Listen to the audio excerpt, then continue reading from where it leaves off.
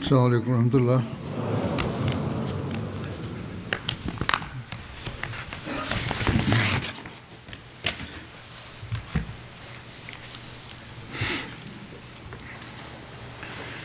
أشهد أن لا إله إلا الله وحده لا شريك له وأشهد أن محمدا عبده ورسوله أما بعد فأعوذ بالله من الشيطان الرجيم بسم الله الرحمن الرحيم الحمد لله رب العالمين الرحمن الرحيم مالك يوم الدين إياك نعبد وإياك نستعين اهدنا الصراط المستقيم صراط الذين أنعمت عليهم غير المغضوب عليهم ولا الضالين.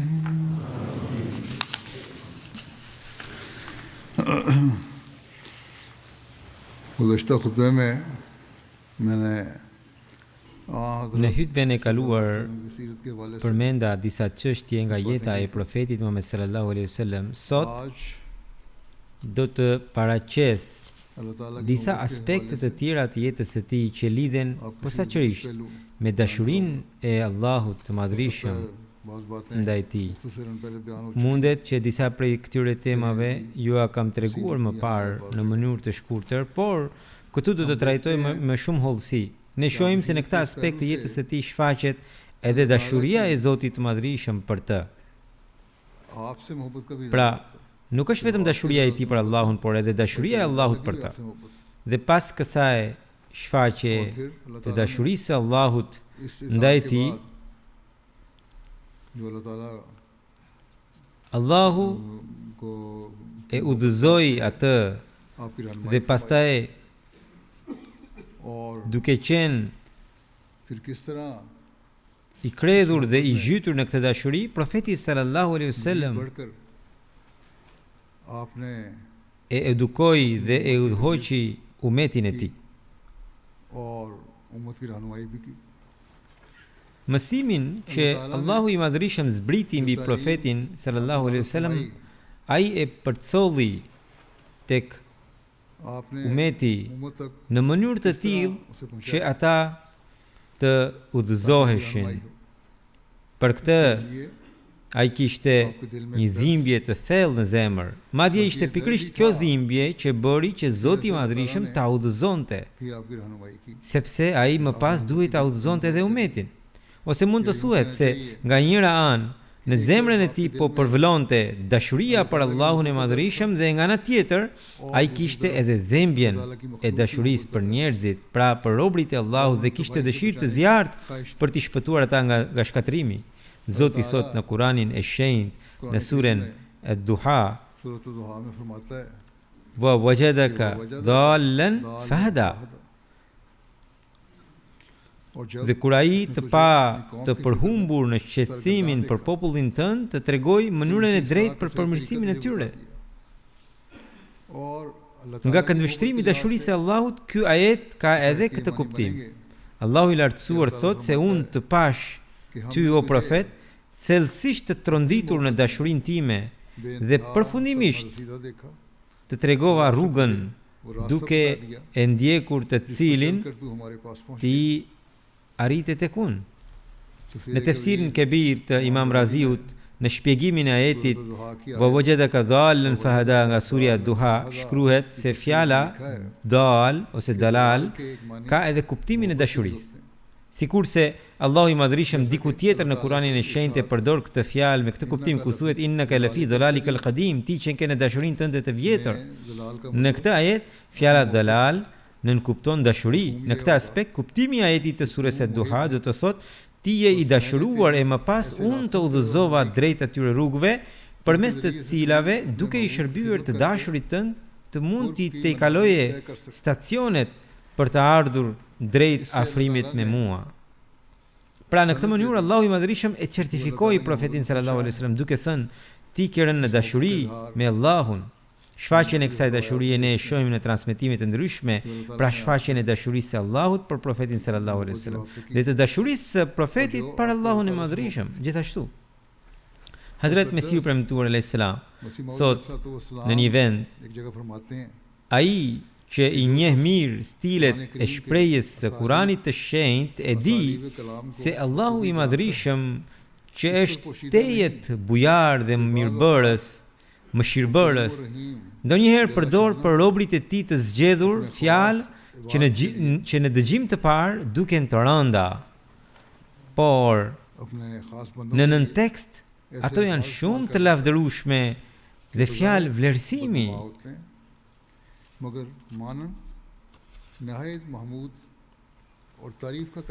Pra, nëse kjo fjalë përdoret në kuptimin e zakonshëm, duket sikur nuk është e përshtatshme, sepse dal zakonisht do të thotë i humbur. Por jo, kur Allahu i lartësuar e përdor atë për shërbëtorit e tij të veçantë, kuptimi i saj ndryshon. Ashtu siç Allahu i lartësuar tha për profetin e tij të dashur sallallahu alaihi wasallam: wa wajadaka dhallan fahada. Dihet, thot Mesiu i Islam, kuptimi i parë i fjalës dal sipas leksikografëve është i humbur, i devijuar. Sipas këtij kuptimi, ajeti do të nënkuptonte se Allahu i lartësuar, o i dërguar, të gjeti të humbur dhe të udhëzoj. Ky është kuptimi që japin njerëzit e zakonshëm, por ai thot, pra Mesiu ibn Islam thot, por profeti Muhammed sallallahu alaihi wasallam kur nuk ka qenë i humbur, dhe kushdo që duke qenë musliman beson se profeti Muhammed sallallahu alaihi wasallam ka bërë ndonjëherë ndonjë vepër të devijuar gjatë jetës së tij, ai është jo besimtar, i pa fe dhe meriton dëshkim sipas ligjit. Përkundër kësaj, ky ajet duhet kuptuar në përputhje me kontekstin e ajetit, dhe ky kuptim është se Allahu i Madhërisëm fillimisht në lidhje me profetin sallallahu alaihi wasallam thot: alam yajidka yatiman fa awa. Dhe wa wajadaka dhalan fa, nuk të gjeti jetim dhe të strehoj, dhe të gjeti dhal, do me thënë të përhumbur në dashurinë e Allahut, atëherë Allahu të udhëzoj ty drejt vetes dhe të gjeti në nevojë dhe të pasuroj.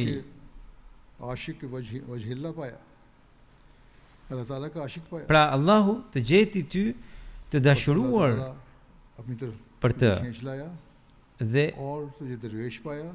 të udhëzoj ty drejt vetes dhe të gjeti në nevojë dhe të pasuroj.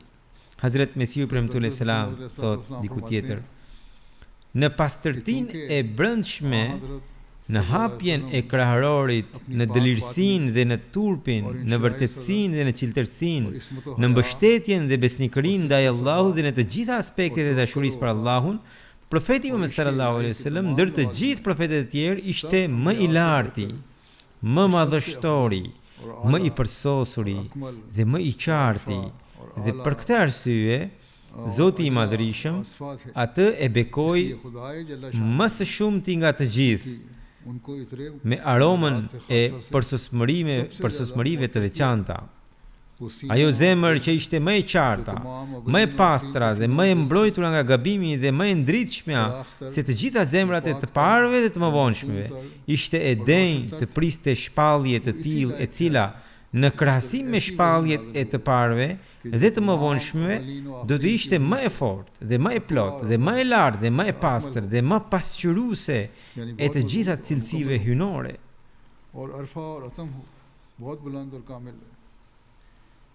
और कामिल होकर pra thot më pasqyruese e të gjitha cilësive hyjnore. Pra në këtë pasqyr ne shohim edhe cilësitë e Allahut të Madhërisëm dhe çdo aspekt të qenies së tij. Këto në bëhen të dukshme si në vetë qenjen e profetit Muhammed sallallahu alaihi wasallam, ashtu edhe në mësimin e tij. Hazrat Mesihu ibn Islam vijon pikërisht për këtë arsye. Kurani i shenjtë zotron përsosmëri aq të larta, saqë përballë rrezeve të tij të fuqishme dhe përballë shkëlqimit të tij të ndritshëm, çdo shkëlqim i librave të mëparshëm shuhet plotësisht. Pra të gjithë librat e mëparshëm dhe ndriçimi i fjalëve të tyre nuk kanë asnjë peshë përballë Kuranit. Asnjë mendje, thot, nuk mund të nxjerrë një të vërtetë që të mos jetë tashmë e përfshirë në Kuranin e shenjtë. Çdo gjë e gjendet në Kuranin e shenjtë dhe nuk ka asnjë çështje që njeriu ta shpik ose ta zbulojë e që të mos jetë tashmë e pranishme në të. Po, ka nevojë ta kuptosh atë. Hazrat Mesihu premtu alayhis salam vijon, asnjë mendim nuk mund të paraqesë një argument racional që Kurani të mos e ketë paraqitur tashmë. Asnjë fjalim nuk mund të ketë një ndikim aq të fuqishëm mbi një zemër sa ndikimin e fuqishëm dhe bekues që Kurani i shenjtë ua transmeton miliona njerëzve në përbot. Kurani i shenjtë është padyshim një pasqyrë jashtëzakonisht e pastër e cilësive të përsosura të Allahut të lartësuar, në të cilën gjendet gjithçka që i nevojitet një kërkimtari për të arritur shkallët më të larta të njohjes hyjnore. Prandaj, mësimi që zbriti mbi profetin Muhammed sallallahu alaihi wasallam ishte edhe aq i pastër sa i tejkalonte të gjitha gjërat, i tejkalonte të gjitha mësimet dhe ishte më i larti se të gjitha shkrimet e mëparshme. Kurani i shenjtë është një mësim i plot dhe i përkryer. Për këtë arsye dhe vetë qenia e profetit që ishte bardhse e këtij mësimi ishte e plot dhe e përkryer. Këtë e dëshmoi Hazrat Mesihu premtu alayhis salam. Pra, libri që ju shpall profetit Muhammed sallallahu alaihi wasallam, ju shpall pikërisht sepse qenia e tij ishte më e përkryera ndër të gjithë njerëzit, sepse ai njeri i përsosur në gradën e të cilit askush nuk mund të arrijë. Po, Allahu i Madhrishëm ka thënë, ai është shembull për ju. Përpiquni ta ndiqni atë. Pikërisht për këtë arsye Allahu i Madhrishëm në shpalljen e tij urdhëroi profetin: "Qul in kuntum tuhibbuna Allaha fattabi'uni yuhibbukum Allah. Wallahu ghafurur rahim." Thuaj, nëse e doni Allahun, më ndiqni mua. Allahu do t'ju dojë dhe do t'ju falë gjunahet tuaja. Allahu është shumë falës, shumë mëshirbërës.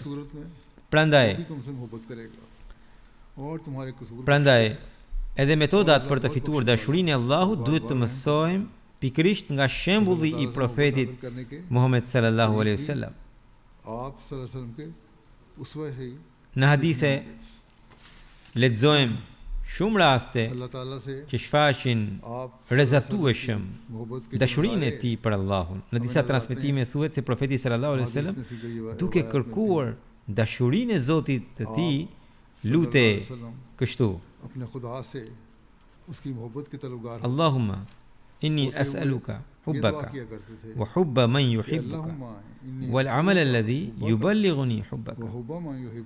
Allahumma ij'al hubbaka ahabba ilayya min nafsi wa ahli wa min al-ma'i al-baridi. O Allah, të kërkoj dashurinë tënde, dashurinë e atij që ti e do, veprën që më sjell te dashuria jote. O Allah, dashurinë tënde bëje për mua më të dashur se sa vetja ime, se sa pasuria ime, se sa familja ime dhe se sa ujë i ftoftë. Kjo është ajo lutje që sot duhet ta bëj çdo njeri që pretendon se e do profetin Muhammed sallallahu alaihi wasallam dhe që dëshiron të bëhet edhe vetë i dashur për Allahun, në mënyrë që Allahu ta bekojë atë.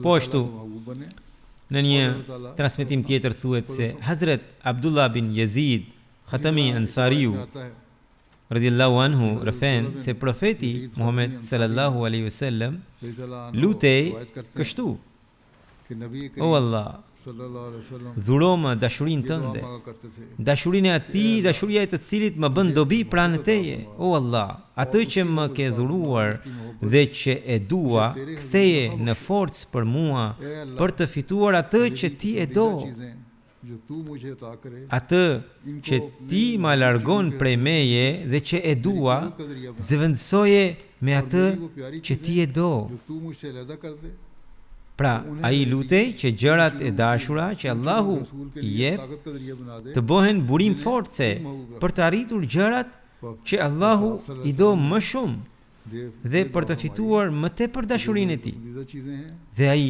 lutej gjithashtu që nëse Allahu e ndan nga gjërat që ai i konsideron të dashura, pra që profeti i konsideron të dashura, qofshin ato sende apo njerëz, kjo ndarje të mos shkaktoj dëshpërim, por të jap forcë për të arritur tek ato gjëra që Allahu i do dhe i pëlqen. और फरमाया कि जो मेरी Kjo प्यारी चीजें ishte shpreha e thellë e dashurisë së profetit Muhammed sallallahu alaihi wasallam कर देता है për Allahun e तो मेरे Madhërisëm. लिए इन चीजों को इन बातों के असूल के लिए ताकत का जरिया बना दे जिन्हें तू महबूब रखता है जो चीज़ें मुझसे अलहदा हो गई हैं उनकी वजह से मायूसी नहीं होनी चाहिए बल्कि मुझे इसके बाद फिर ताकत मिले कि चूंकि अल्लाह ताला को पसंद नहीं थी और इसने मुझसे अलहदा कर दी या अल्लाह ताला की Pra, मर्जी थी profeti thotë që unë nuk duhet të dëshpërohem nga ato gjëra që Allahu ka larguar nga unë sepse Allahu nuk i do. Përkundrazi, duhet të gjej Allahu të më dhurojë forcën për t'i gjetur ato gjëra ए अल्लाह ये që तेरी महबूब janë të चीज़ें हैं, dashura për Allahun. जो पसंदीदा बातें हैं उन्हें हासिल करने के मुझे Kjo është shpreha e thellë e dashurisë së profetit बस ये आपकी पर मोहब्बत का अल्लाहुन। इजहार था अल्लाह ताला से इसी तरह हज़रत आयशा रज़ियल्लाहु अन्हा बयान फरमाती हैं कि इज़ा जाअ नस्रुल्लाहि वल फत्ह नाज़िल होने के बाद Po kështu, नबी Hazrat Aisha radhiyallahu anha कोई नमाज नहीं tregon पढ़ी, मगर आप इसमें ये se कहा करते थे कि pas सुभानक zbritjes sures Idha jaa nasrullahi wal fath, profeti Muhammed sallallahu alaihi wasallam nuk fale, अपनी हमद के साथ profeti sallallahu alaihi wasallam nuk falte asnjë namaz pa thënë në të Subhanaka Rabbana wa bihamdika Allahumma ighfirli. Ti je i pastër nga çdo emet o Zoti ynë, me lavdin tënde, o Allah, më fal mua. वसल्लम के पहलू में सोई हुई थी तो मैंने रात में आपको मौजूद न Hazrat Aisha radhiyallahu anha rëfen një ngjarje që lidhet me dashurinë e profetit sallallahu alaihi wasallam për Allahun. Një natë, आपके पैरों पर thot ajo, po flia pranë profetit, por kur u zgjova nuk e gjeta pranë vetës. Në errësirën e natës e kërkova me dorë dhe dora ime preku këmbët e tij. Ai ishte në sejdë dhe po lutej kështu. और तेरे अफू की पनाह में आता हूँ Kërkoj mbrojtjen e pëlqimit मैं tënd, सना को तुझ पर o शुमार नहीं कर Allah, सकता nga mos तू वैसा pëlqimi ही है yt, जैसे तूने अपने आप të faljes tënde nga ndëshkimi मैंने yt. तेरी इतनी तारीफ करी Nuk mund ta përmbledh lavdërimin tënd. Ti je ashtu siç e ke përshkruar veten tënde. Domethënë, unë nuk jam në gjendje të të lavdëroj aq sa ti e ke lavdëruar vetveten. हाँ बारी थी Ai lavdërim është i përcosur.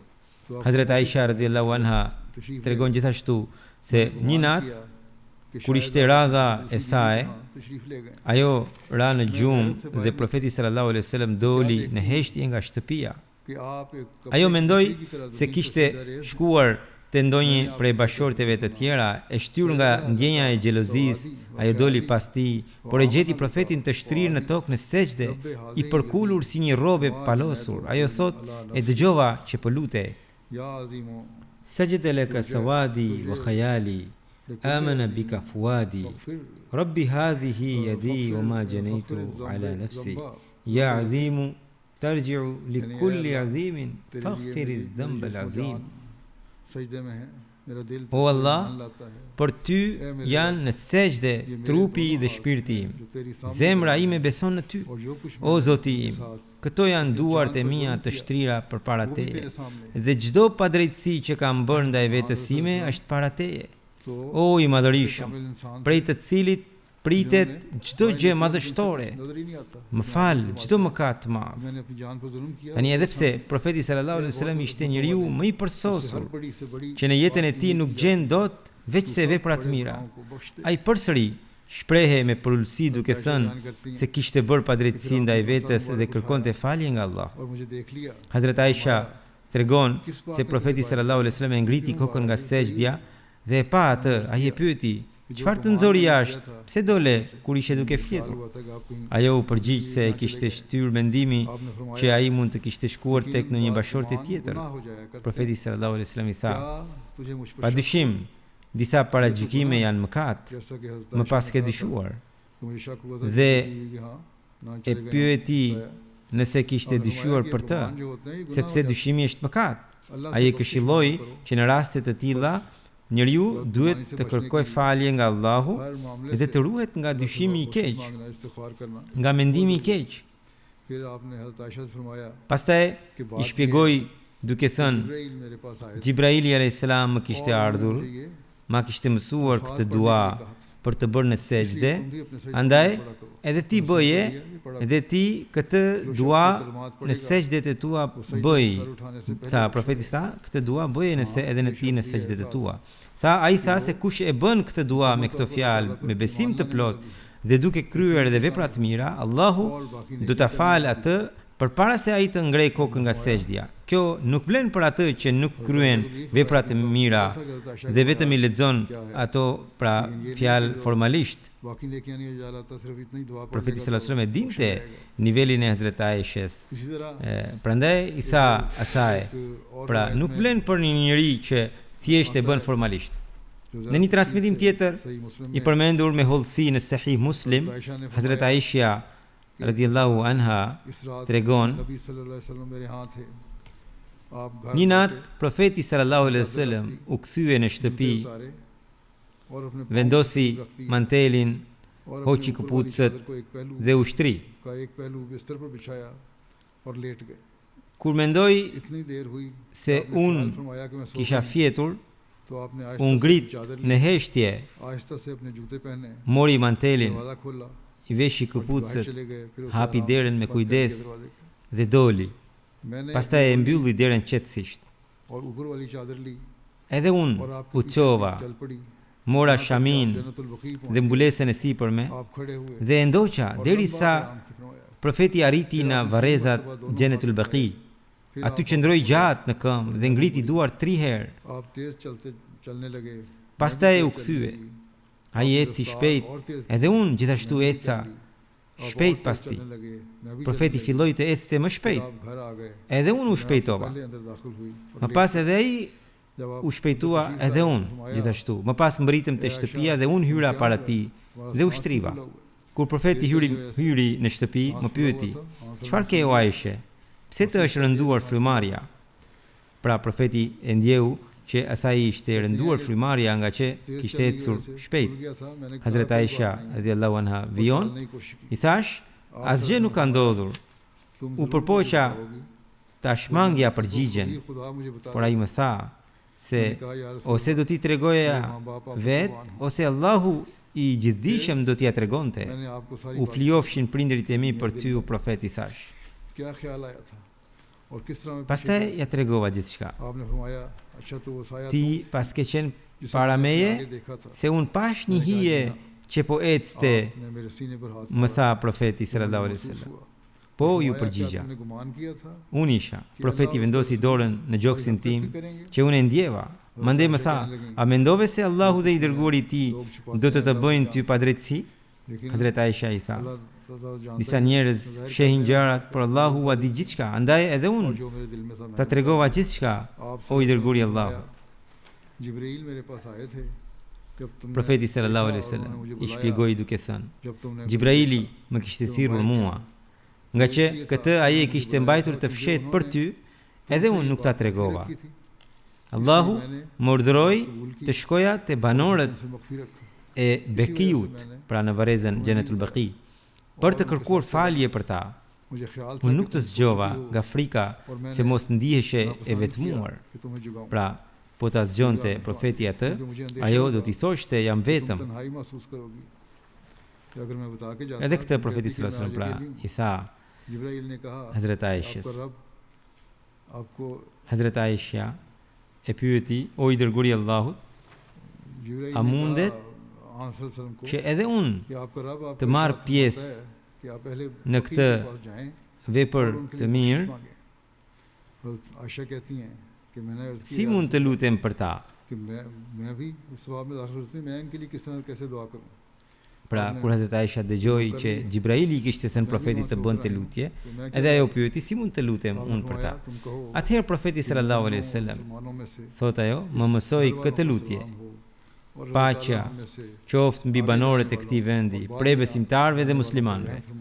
Allahu i mëshiroft ata që kanë shkuar para nesh dhe ata që do të vinë pas nesh. Dhe nëse Allahu do, edhe ne do t'ju bashkohemi. Edhe këtë lutje profeti ja mësoi Hazrat Aishës. Në një transmetim tjetër, dashuria e profetit Muhammed sallallahu alaihi wasallam për Allahun përshkruhet kështu: ata u rëfen, unë së bashku me Hazrat Abdullah bin Omerin dhe Ubaid bin Umerin shkuam tek Hazrat Aisha.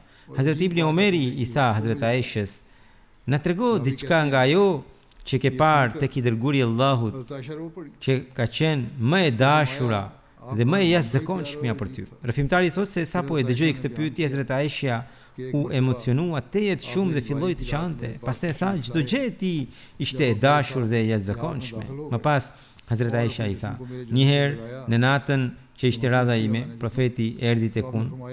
Kur u fut në mbulesë dhe afroi trupin e tij pranë trupit tim që unë e ndjeva, atëherë ai më tha: o Aisha, nëse më jep leje, do doja që pjesën e mbetur të kësaj nate ta kaloje në adhurim ndaj Zotit tim. Pra, Hazrat Aisha, si thuaç thoshte, kam shumë të dashur afrimin me ty, por kam shumë respekt edhe për dëshirën tënde. Ajo që dua më së shumti është që dëshirat e tua të plotësohen. Kështu Hazrat Aisha e lejoi profetin të adhuronte Zotin. Pas kësaj profeti shkoi drejt një enë me ujë që ndodhe në shtëpi dhe mori abdes. Ai nuk hodhi shumë ujë. Pastaj u ngrit në këmbë, filloi të lexoj Kur'anin dhe filloi të qante derisa pash se lotët i rridhnin deri në këmishën e tij. Më pas u mbështet në anën e djathtë, vendosi dorën e djathtë nën faqe dhe vazhdoi të qante derisa pash lotët që i ranë në tokë. Hazrat Aisha vion. Mandej erdhi Hazrat Bilali për ta njoftuar për namazin e sabahut. Kur e pa profetin duke qarë, i tha: o i dërguari i Allahut, pse po qan?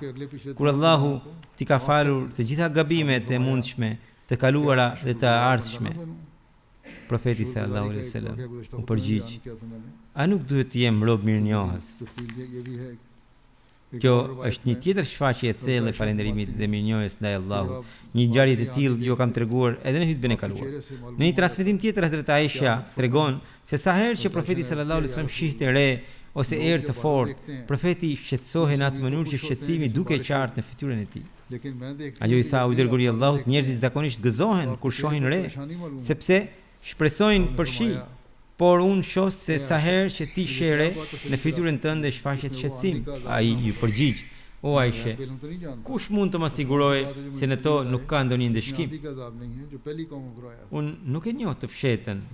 Pra, i thoshte, si thua Hazrat Aisha, çfarë mund të më sigurojë se në ato nuk ka dënimin e erës, siç u ndodhi popujve të mëparshëm? Ai shpjegoi se disa popuj kur panë ret që po afroheshin, thanë se ishin re, po që do t'u sillnin shi, ashtu siç përmendet në Kur'anin e Shenjtë, por ato u sollën dëshkim. Prandaj, nga frika dhe dashuria për Allahun që kishte në zemër, profeti vepronte kështu. Në një transmetim tjetër, Hazrat Aisha radhiyallahu anha tregon se kur profeti sallallahu alaihi wasallam shihte re në qiell, ai hynte në shtëpi dhe dilte prap. Dhe fytyra e tij ndryshonte. Vetëm kur fillonte shiu normalisht, shqetësimi atëherë i largohej.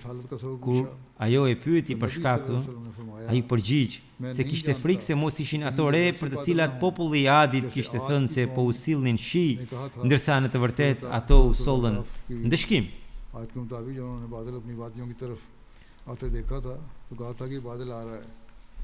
Në një transmetim tjetër,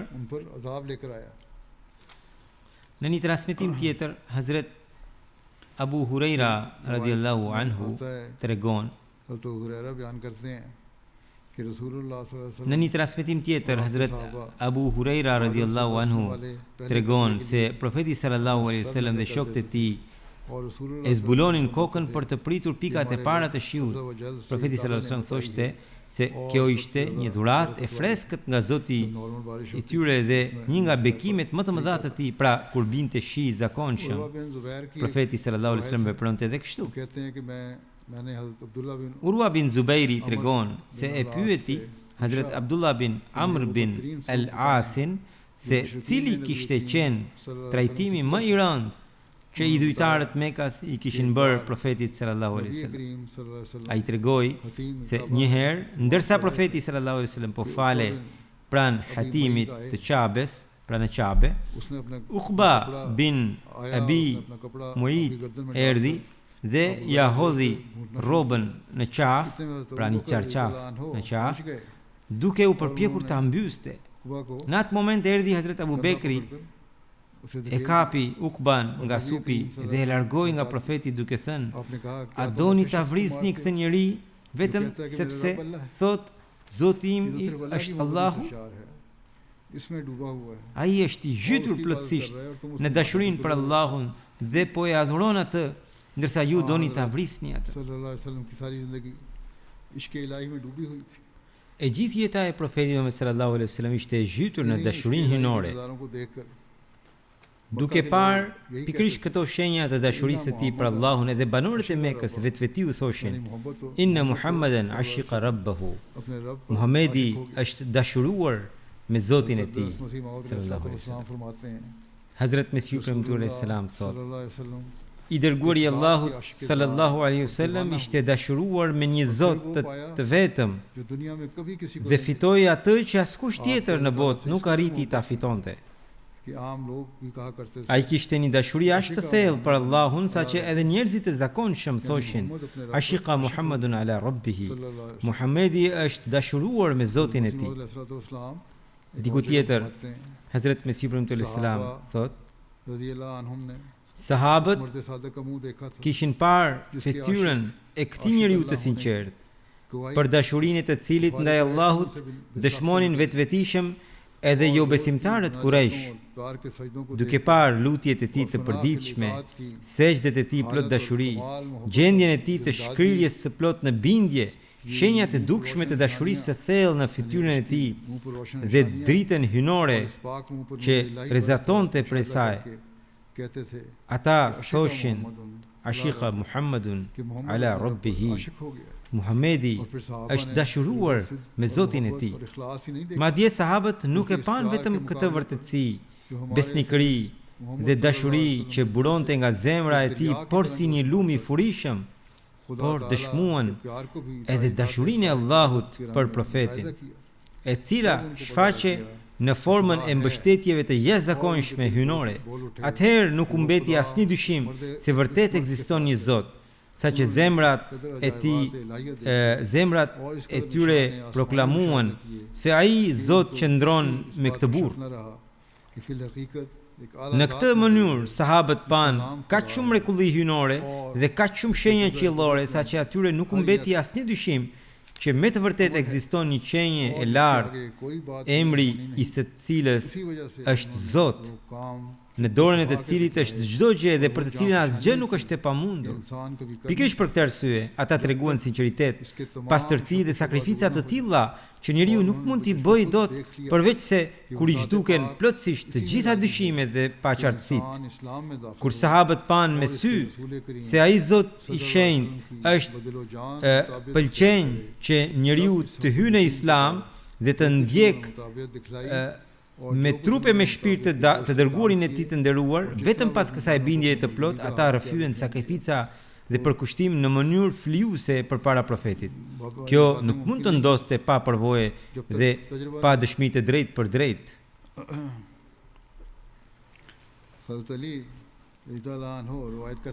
Hazrat Aliu radhiyallahu anhu refen se ai e pyeti profetin Muhammed sallallahu alaihi wasallam për mënyrën e jetesës së tij, duke i thënë: "Cila është rruga jote? Cili është parimi yt në jetë?" Dhe profeti u përgjigj: "Njohja, pra njohja ndaj Allahut është kapitali im." Pra do të thënë, kur profeti u pyet se mbi çfarë gjëje është mbështetur jeta e tij, ai tha se njohja e Allahut, njohja e së vërtetës është pasuria e tij kryesore. Ai vazhdoi që arsyeja është thelbi i fesë time. Pra tha se Allahu i ka dhënë mendje dhe ai e përdor atë në dashurinë e Allahut, duke ndjekur parimet që Allahu ka përcaktuar. Kjo është baza dhe themeli i fesë së tij. Tha, dashuria për Zotin është themeli i jetës sime. Dashuria, dëshira për të përparuar në rrugën e Allahut është mjeti im i udhëtimit. Pra tha se dëshira e tij është që vetëm të vazhdoj përpara në dashurinë për Zotin, gjë e cila është si mjet udhëtimi i tij, duke përdorur të cilin ai përpiqej dhe bënte vepra të mira. Mandej tha, përkujtimi i Allahut është miku dhe ngushëlluesi im. Pra tha se Allahu është miku dhe ngushëlluesi i tij, të cilin profeti e përkujtonte për herë dhe atij i lutej. Pastaj tha, mbështetja tek Allahu është thesari im. Ai mbështetet dhe i beson vetëm Allahut, dhe kjo mbështetje është thesari i tij i vërtet. Ai thotë që ti po më pyet cila është jeta ime, është kjo, që të mbështetet vetëm tek Allahu, sepse Allahu është me të. Ai vazhdoi duke thënë,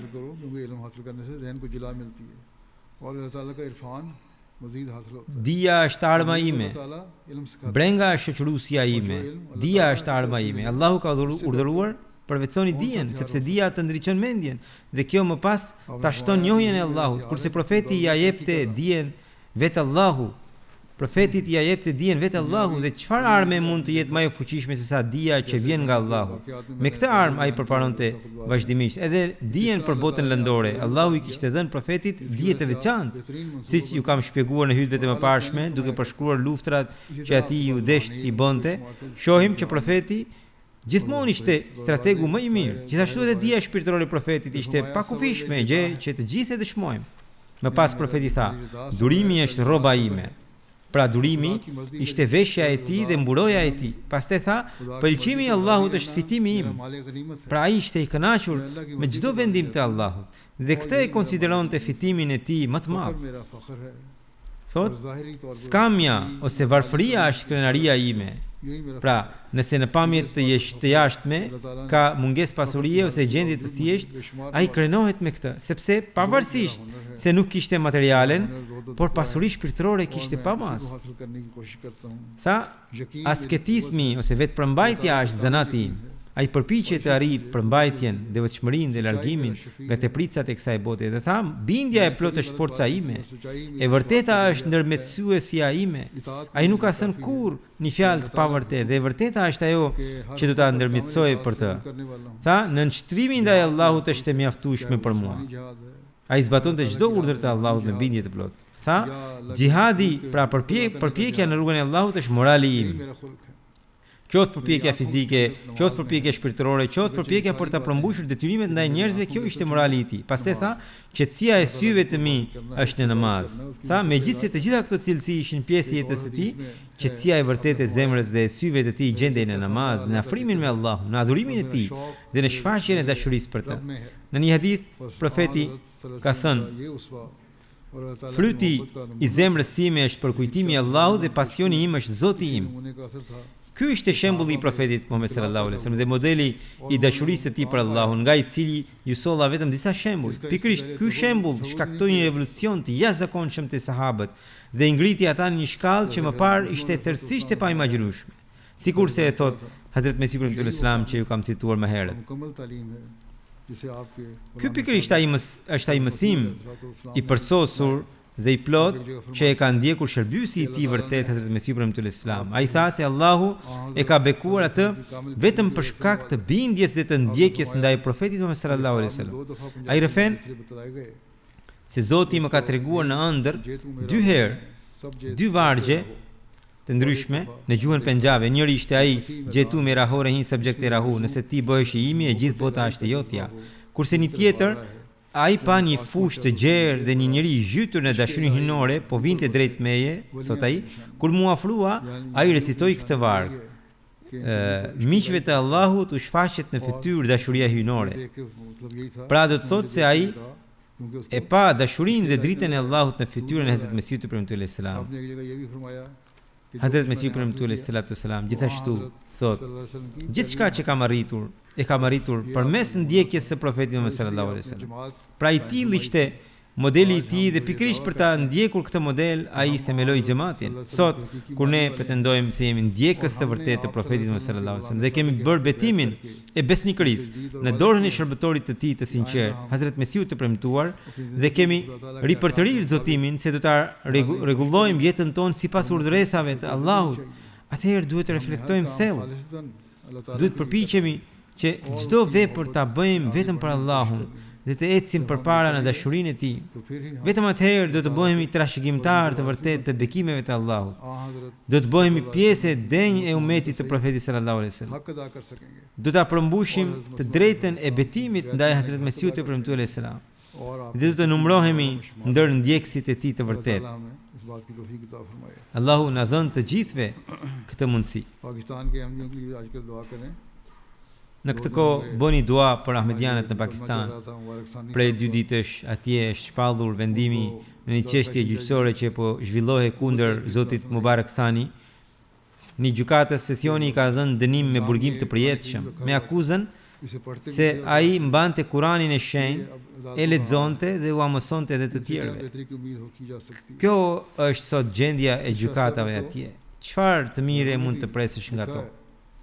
Për këtë vendim kanë shkruar edhe të tjerët jashtë xhamatit, duke thënë se është një vendim qesharak.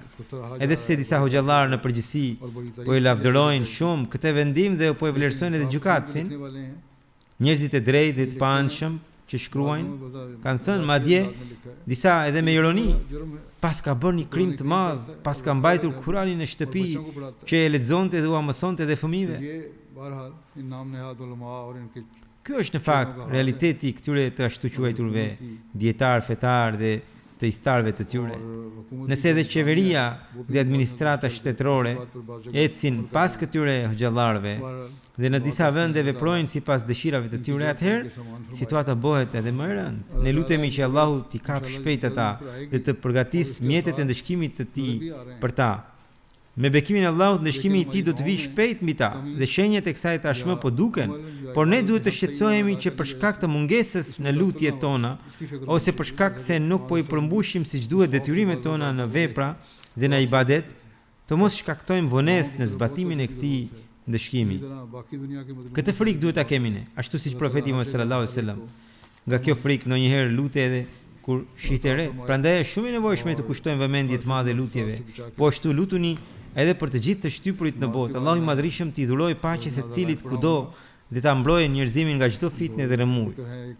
Pas namazit do të falë 2 xhenaze ghaib.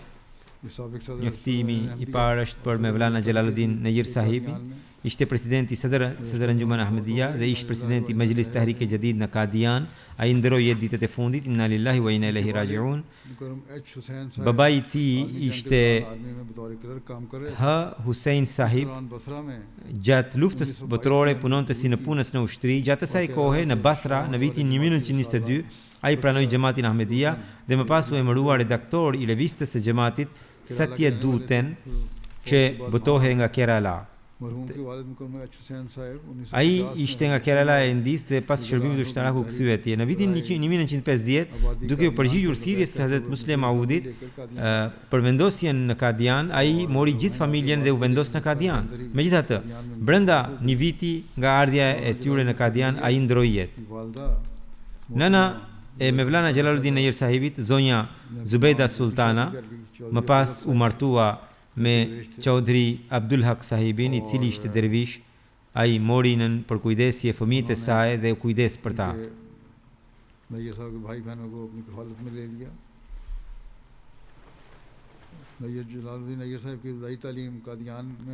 Arsimi fillestar i Mevlana Jalaluddin Nayir Sahibit u zhvillua në Kadian dhe në vitin 1963 ai u diplomua për Molvi Fazil, më pas u emërua në Anjuman, fillimisht si inspektor i Beitul Malit, ku shërbeu për një kohë të gjatë. Ai udhtonte në xhamate në të gjithë Indin dhe me shumë mund dhe dashuri i përfshiu antarët e xhamatit në sistemin e sakrificave financiare. Për këtë arsye, kishte lidhje personale me ahmedianët në të gjithë Indin. जमातों के बाप के साथ ज़ाती ताल्लुक भी था। Për rreth 63 साल तक मरहूम e 3 vjet सादत नसीब हुई। ai pati nderin të shërbente xhamatit. आमद के बाद Pas detyrës si inspektor i Beitul Malit, shërbeu si auditor, Nazir Betul më pas si arkëtar dhe për një periudhë të gjatë si nazir i Beitul Malit. साल तक Për 7 vjet shërbeu edhe si president i Sadr Anjuman Ahmadiyya Qadiani dhe për aq kohë sa e lejoi shëndeti ishte edhe presidenti i Mejlis Tehrik e Jadidit. जब तक याद रही सदर मजलिस तारीक़-ए-दीन भी थे। Po ashtu shërbeu edhe në organizatat ndihmëse të xhamatit. तौफीक मिली है।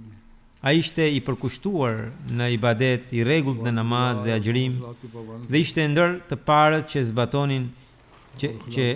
zbatonin çdo udhëzim बात पर të kalifit të kohës. Ishte gjithashtu sportist dhe atlet शामिल थे। dhe në këtë aspekt organizoi shumë aktivitete. भी थे। इस लिहाज से भी उन्होंने बड़ा ऑर्गेनाइज किया वहाँ। U martua në një familje nga Kashmiri. Kashmir Bashortja e tij kishte ndruar jetë më herët. Ai la pas 2 djem dhe një vajzë, të cilët gjithashtu po i shërbejnë xhamatit. बेटे और एक बेटी Allahu i madhrishëm e falt dhe e mëshiroft. जमात की खिदमत कर रहे हैं। अल्लाह ताला इनसे मग़फ़िरत और रहम का सलूक फरमाए। दूसरा जिक्र है अमीर हबीब अहमद साहब का। Njoftimi i dytë për gjenazën ghaib është për Zotin Mir Habib Ahmed Sahib, i biri i Mir Mushtaq Ahmed Sahibit. Ai ndroi jetë ditët e fundit në moshën 89 vjeçare. Inna lillahi wa inna ilaihi rajiun. Ai ishte njëri shumë i butë, shoqëror dhe thellësisht i përkushtuar ndaj kalifatit. Me bekimin e Allahut kishte bërë dhe vasiat. Familja e tij hyri në xhamat përmes gjyshit të tij, Babu Abdul Rahim Sahib, i cili kishte bërë bejat në vitin 1903 përmes Hazret Mir Qasim Ali Sahibit radhiyallahu anhu, redaktori i revistës Faruk. Hazret Mir Qasim Ali Sahibi e kishte marrë në birësi baban e Mir Habib Sahibit, pra Mir Mushtaq Ahmed Sahibin, pasi ai vet nuk kishte fëmijë. Mir Habib Sahibi përfundoi, pra i ndjeri përfundoi FSC dhe pra shkollën e lartë në Government College Lahore dhe më pas mori dhe diplomën e masterit në fizik. Më pas udhtoi edhe jashtë vendit. Shërbimet e tij në xhamat janë si vijon. Nga viti 1970 deri në 71 shërbeu si mësues në Kolegjin Talimul Islam. Deri atëherë nuk ishte e qendërzuar kjo kolegj. Nga viti 73 deri në 76 nën skemën Nusret Jahan shkoi në Sierra Leone ku shërbeu si mësues i fizikës në Freetown. Në vitin 76 u kthye në Pakistan, por po atë vit u dërgua përsëri në Nigeri ku punoi në shkollë shtetërore deri në vitin 1987. Në vitin 1987, ndërsa ndodhe në Afrikë, ai e dedikoi jetën për xhamatin duke bërë vakf zindagi. Po atë vit Hazret Kalifi i 4 e emëroi si drejtor të shkollës së mesme Ahmadiyya në Hamrasha, ku shërbeu deri në vitin 1991. Më pas u kthye në Pakistan dhe vazhdoi shërbimet në xhamat. Në vitin 1992 u dërgua në Sierra Leone për të vlerësuar një institut teknik dhe mbi bazën e raportit të tij profesional u realizuan disa përmirësime.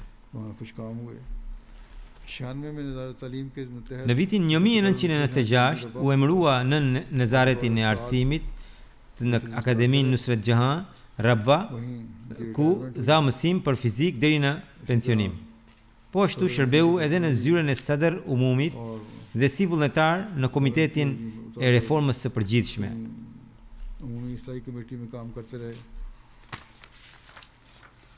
Bashortja e tij shkruan se i ndjeri ishte shumë i përkushtuar në namaz dhe në agjërim, kishte natyrë shumë të butë dhe kur nuk kërkonte diçka për veten e tij. Ishte shumë vetmohues, ishte shumë i dhënë pas leximit dhe ishte njëri i dijes. Kur dikush e pyeste se çfarë dhurate dëshironte, ai thoshte, "Më sill libra." Lexonte libra shkencor dhe kishte dashuri të veçantë për librat e Mesiut të Premtuar alayhis salam. Kur nuk fliste fjalë të pavërteta. Nëse nuk donte të fliste, heshte, por nuk thoshte fjalë të pavërteta. Edhe vajza e tij ka përmendur të njëjtat cilësi. Edhe unë e kam njohur personalisht. Ishte njëri shumë i ndershëm, i qetë dhe i përkushtuar dhe përmbushi dedikimin me besnikëri të plot. Ai ishte martuar, Allahu i madhrishëm e fal dhe e mëshiroft. Ai ishte martuar me mbesen e Mir Ishaq sahibit me zonjën Sejida Lubna, vajzën e Major Sejid Ahmed sahibit. Hazret Mir Muhammad Ishaq sahibi ishte i biri i Hazret Mir Nasir Nawab sahibit, personalitet mjaft i njohur në xhamat, siç e dini ju të gjithë. Dhe përkthimi i tij i Kuranit të shenjtë në urdu është gjithashtu i njohur në xhamat. Si qoftë, Allahu i madhrishëm e fal dhe mëshiroft të ndjerin.